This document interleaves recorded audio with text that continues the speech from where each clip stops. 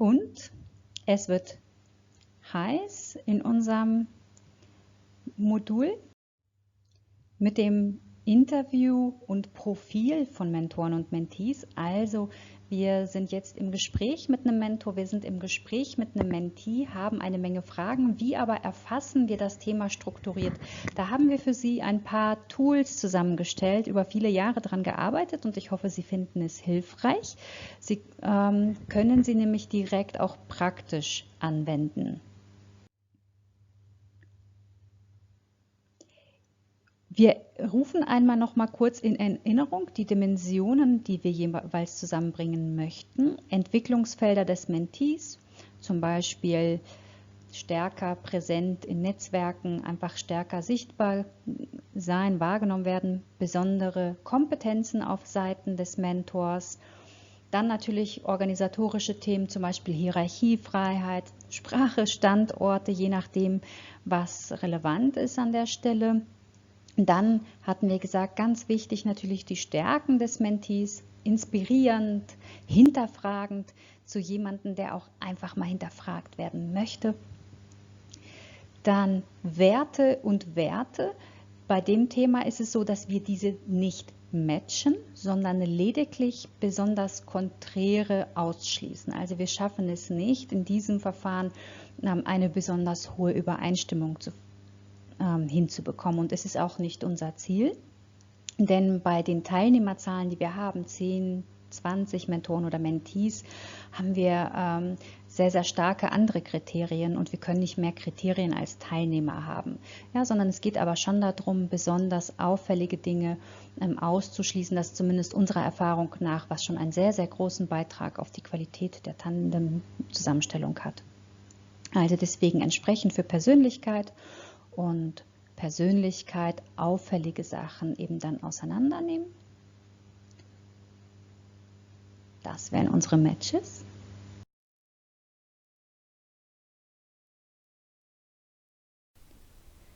Für den Matching-Prozess brauchen wir folgende 5 Dokumente. Die Anleitung zum Matching. Im PDF ist das wirklich nochmal ganz detailliert schrittweise beschrieben. Dann brauchen wir den Profilbogen des Mentee, des Profilbogen des Mentor, die Matching-Tabelle und den Pool. Wir gehen die Schritt für Schritt durch. Fangen wir an mit dem Profilbogen für Mentees.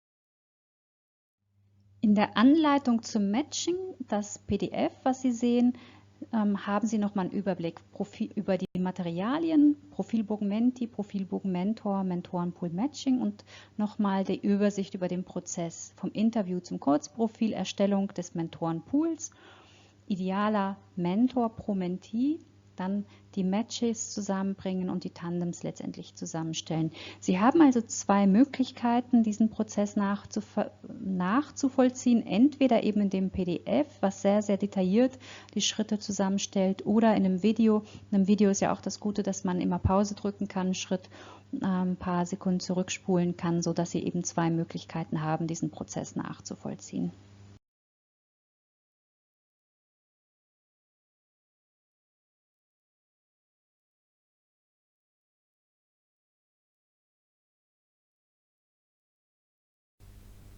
Als erstes zeige ich Ihnen einmal den Aufbau anhand des Mentee-Profils. Wir beginnen mit der Frage, was ist Ihr Hauptziel für das Mentoring? Die Frage ist wichtig, erstmal als offene Frage, wenn sie auch noch nicht das Entwicklungsfeld ist.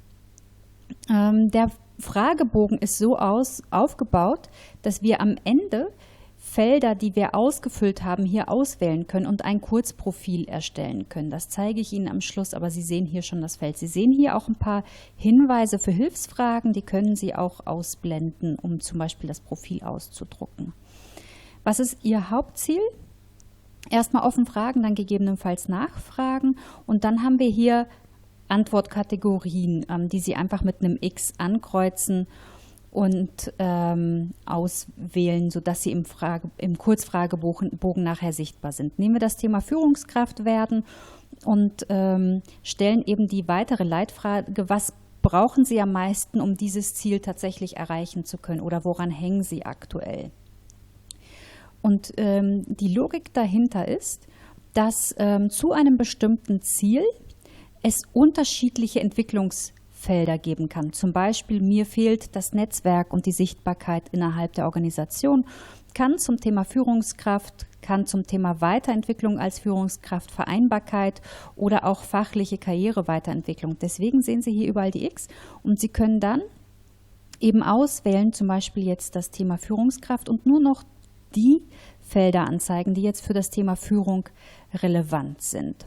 Sie können hier unten auch weitere Felder hinzufügen und einfach markieren, sodass Sie jeweils ein kürzeres Profil haben, je nach Thema.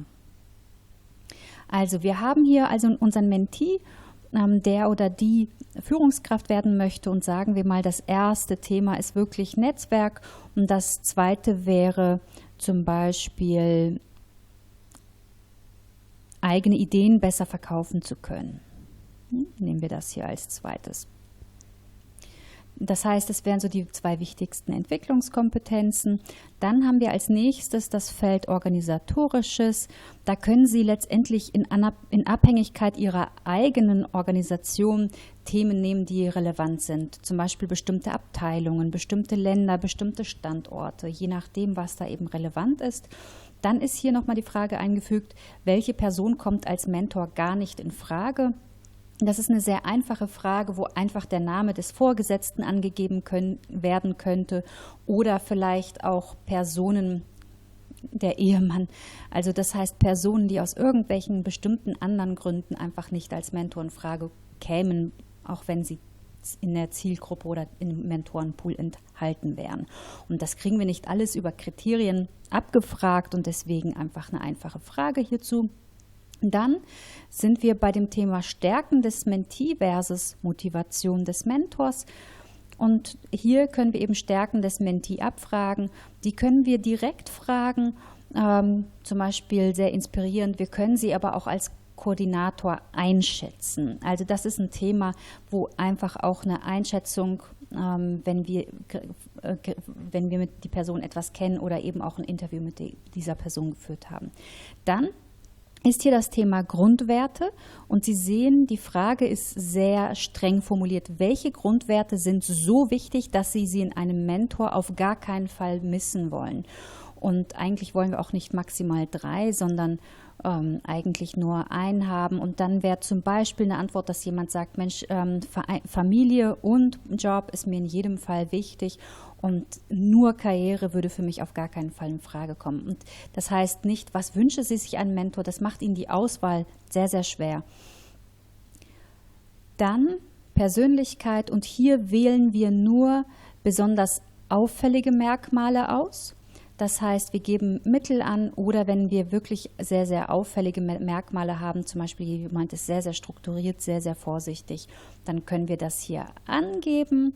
Hier ist noch ein bisschen Platz für Notizen, wenn Sie das ausgedruckt haben. Und dann haben wir hier die Möglichkeit, alle so auszuwählen, dass Sie eben dadurch ein Kurzprofil haben, wo Sie nur noch die ausgewählten Antworten sehen und das viel, viel übersichtlicher wird und Sie sich das einfach ausdrucken können.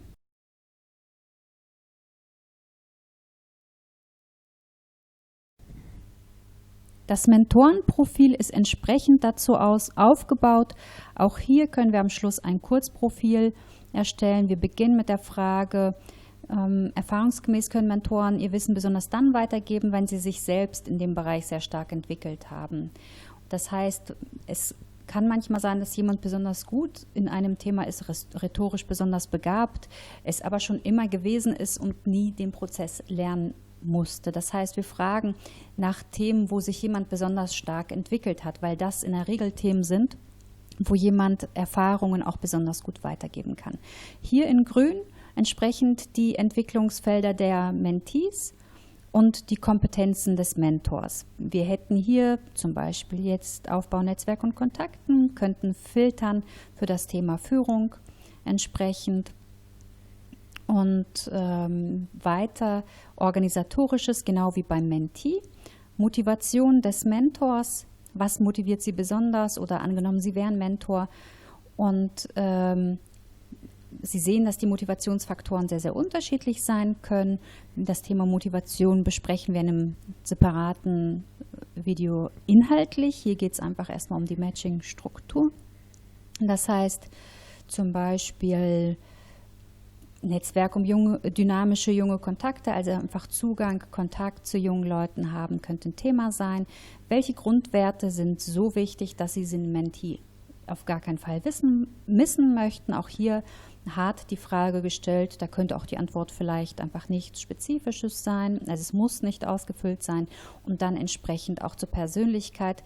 Füllen Sie Sachen nicht aus, die nicht unbedingt sein müssen, denn bei kleinen Teilnehmerzahlen, 10 Mentoren, 10 Mentees, wollen Sie nicht unnötig viele Kriterien haben. Also füllen Sie nur dann Kriterien aus, wenn es wirklich Kriterien sind. Also das bedeutet Persönlichkeit nicht einschätzen, wenn sie nicht besonders ausgeprägt ist. Das ist der Tipp für kleinere Teilnehmerzahlen, damit wir uns auf die Kriterien fokussieren, die wirklich, wirklich wichtig sind. Ja, und bei Persönlichkeit oder Werten natürlich sehr, sehr ausgeprägte Kriterien dann eben natürlich hinzunehmen.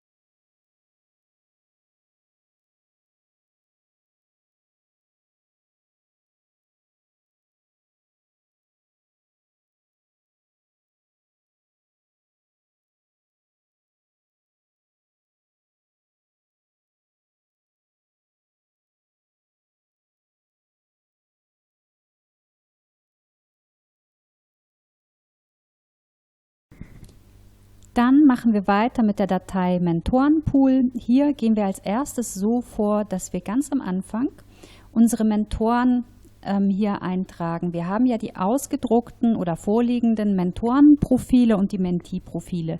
Wir gehen also hier vor, Herr Müller, was hat er weiterzugeben? Super im Aufbau von Netzwerken und Kontakten.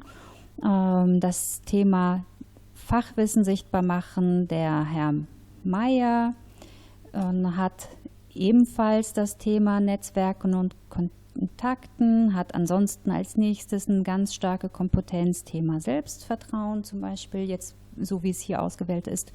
Dann kopiere ich einmal die Reiter und benenne sie nach meinen Mentees. Das heißt, ich habe hier die Susanne, ich habe hier den Micha. So, das heißt, ich habe dadurch, dass ich einmal überall ausgewählt habe, ja, habe ich die Mentoren quasi einmal am Anfang ausgewählt und das kopiere ich dann ja. Und jetzt werde ich einmal für den Micha, fange ich mal an, quasi sein Suchprofil einmal andersrum angeben. Das heißt, für den Micha, den Namen können wir hier eingeben, damit wir das nochmal in Übersicht sehen, wählen wir aus, Micha hatte das Thema Netzwerke und Kontakten und zack, sehen wir sofort, welche Mentoren genau diese Themen als Kompetenzen haben und welche nicht. Also das würde quasi farblich markiert werden. Das gleiche gilt dann für Organisatorisches, für Motivation, für Werte und ich würde dann eben die potenziellen Matches angezeigt bekommen. Ich sehe also für Micha, welche Mentoren alles in Frage kommen könnten.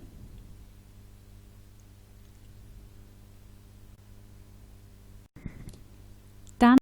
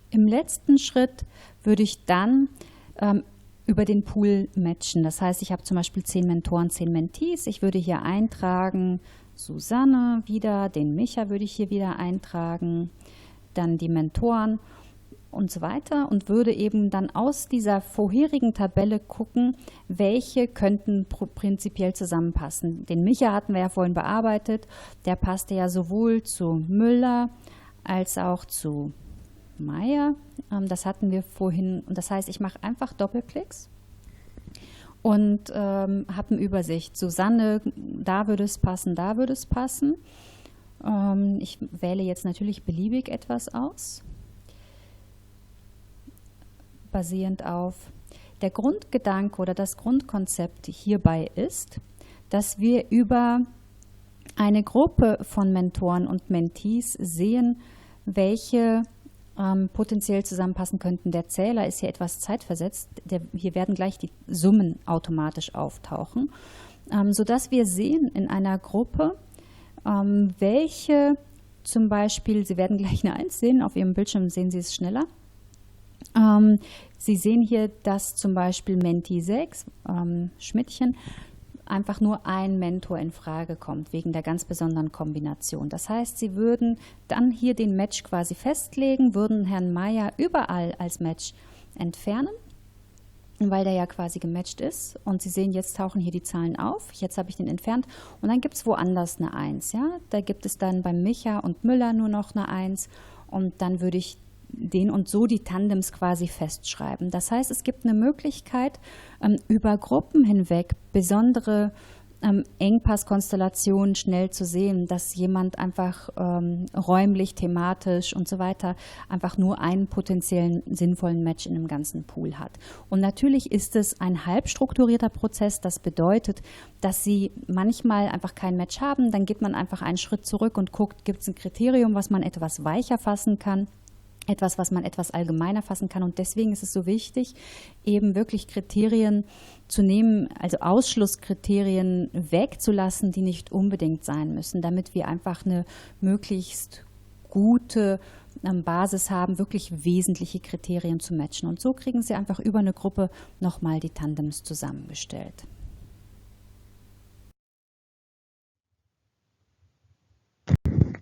Wie immer auch hier Ihre Erfahrungswerte, Meinung, Rückfragen. Es ist ein ganz schön anspruchsvoller Prozess jetzt an dieser Stelle. Ich hoffe, Sie können das für sich umsetzen. Im nächsten Modul geht es einmal nochmal um die wirklich Abfolge für auch inklusive den Kontakt und dem Dialog mit der Gruppe und noch ein paar Anmerkungen inhaltlicher Art zu den Kriterien.